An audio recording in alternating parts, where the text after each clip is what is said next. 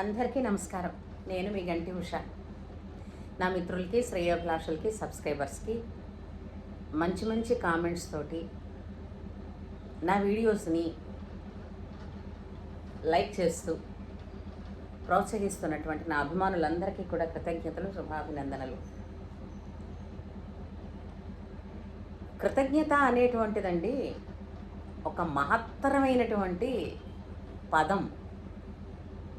దీనిని ఒక ఆంగ్ల కవి ఏ విధంగా రాశారు అంటే, కృతజ్ఞత అనేది ఒక టీకా లాంటిది.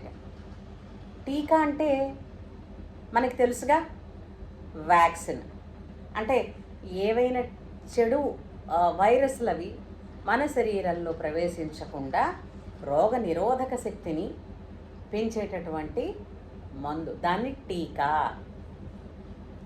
అయితే మరి కృతజ్ఞత అని టీకా అని అనడం ఏమిటండి అంటే,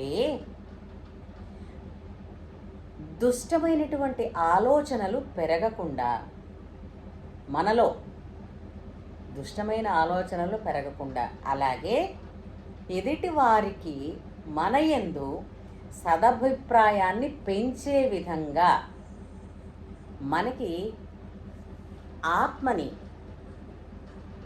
మన తాలూకు ప్రవర్తనని, మన సంస్కారాన్ని ప్రొటెక్ట్ చేసే టీకా లాంటిది కృతజ్ఞత అని దాని అర్థం.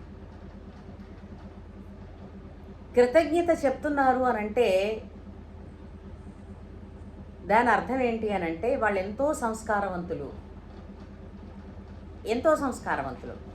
అంతటి సంస్కారం లేకపోతే కృతజ్ఞత అనే మాట భావం హృదయం నుంచి పొంగదు.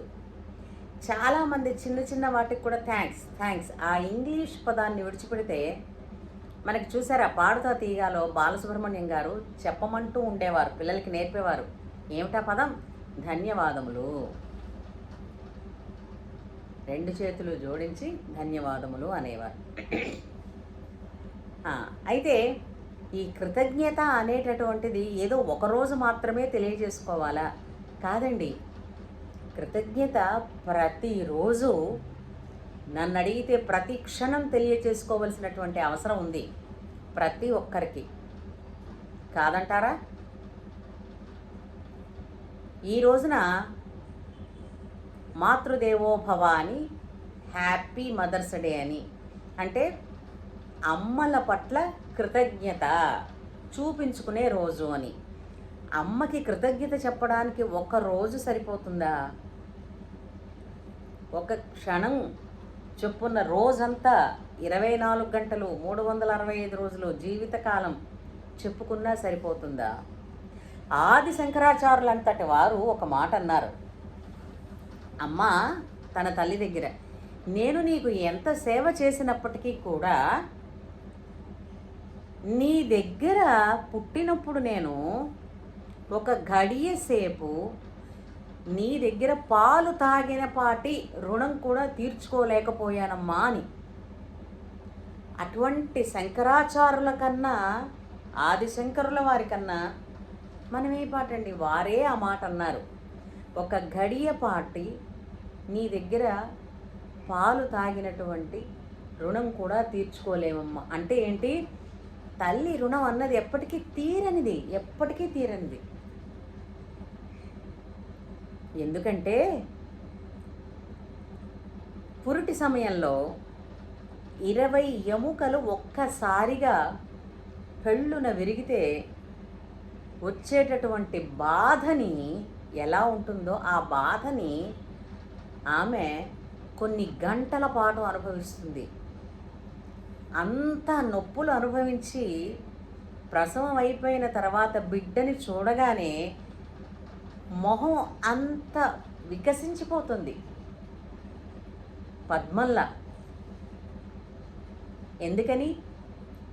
ఇంత నొప్పులకి, ఇన్ని వేగుళ్ళకి, అంటే సహించనిది, వాంతులు అయిపోతూ ఉంటాయి. ఎన్ని సహిస్తుందండి ఆ 9 నెలల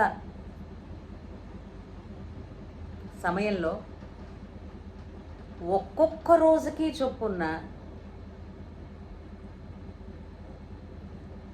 కృతజ్ఞత చెల్లించాల్సి వచ్చినా కూడా ఒకరోజు ఒక గర్భిణీ స్త్రీ పడేటటువంటి అలసట కానీ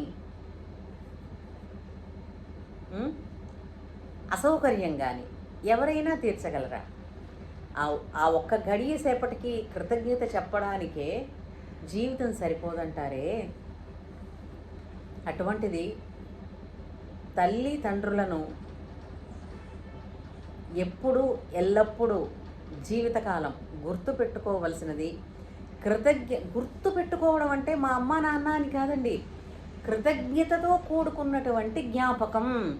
అమ్మా అని అనేసరికల్లా ప్రతి వారికి మనసులో ఏమిటి స్ఫురిస్తుంది? మా అమ్మ. ఒక్క విషయం చూసారా, గమనించారా? ప్రపంచంలో అత్యంత అందమైన స్త్రీ ఎవరో తెలుసా? ప్రతి జీవికి తన అమ్మ. సౌందర్యం అంటే అమ్మ, క్షమాగుణం అంటే అమ్మ, ప్రేమ అంటే అమ్మ, వాత్సల్యం అంటే అమ్మ, త్యాగం అంటే అమ్మ, ఓర్పు అంటే అమ్మ, గురువు అంటే కూడా అమ్మే. గురువు దగ్గరికి వెళ్ళే లోపల విద్యాభ్యాసం కోసం పిల్లల్ని చేర్చే లోపల ఎన్నో విషయాలు తల్లే నేర్పుతుంది. అటువంటి తల్లికి శతదా సర్వదా కృతజ్ఞులమై ఉండాలని, తల్లి ఏ చిన్న వస్తువు అడిగినా విసుక్కోకుండా ఒక చిన్నపాటి సేవ చేయగలిగినా కూడా మన జన్మ ధన్యమని, వేరే పూజలు పునస్కారాలు అక్కర్లేదని చెప్తారు మన పెద్దలు. మన వేదం కూడా అదే చెప్పింది, మన ధర్మం కూడా అదే చెప్పింది. ఎందుకంటే మా గురువుగారు అంటూ ఉండేవారు, మాట్లాడని పటాలకి, అంటే ఇంట్లో మనం పెట్టుకుంటాం విగ్రహాల దగ్గర కూర్చుని మీరు పూజ చేస్తారో అది మీ కృతజ్ఞత తెలియజేసుకోవడం. ఏమిటని? మేము సంస్కారవంతంగా పెరిగాం, ప్రతి మనిషి హృదయంలోనూ దైవం ఉన్నారు, ఆ దైవాన్ని హృదయంలో పూజ చేసుకోలేక దానిని ఎదురుకుండా ఉన్న ఒక విగ్రహంలో ఆవిష్కరించి అక్కడ దీపధూప నైవేద్యాలు పెట్టి కృతజ్ఞతను తెలియజేసుకుంటున్నామని. అక్కడ కృతజ్ఞత తెలియజేసుకోవడమే తప్ప కోరికలు అడిగేది కాదు. అది మీరు కృతజ్ఞతతో ఉంటే కోరికలు అడగక్కర్లేదు. ఈ గమ్మత్తు తెలుసా మీకు? పెద్దలు చెప్పారు. అలాగే మాట్లాడి ఇష్టాయిష్టాలు, ఇష్టము అయిష్టము, ఇష్టాయిష్టాలు చూపిస్తున్నటువంటి వ్యక్తి ఎవరైతే ఉన్నారో మీకు గురువు లేదా తల్లిదండ్రులు, మీకన్నా పెద్దలు, వీరికి గనక అత్తమామలు వీరికి సేవ కించిత్తు చేసినా కూడా మీరు పూజ చేసినట్టే.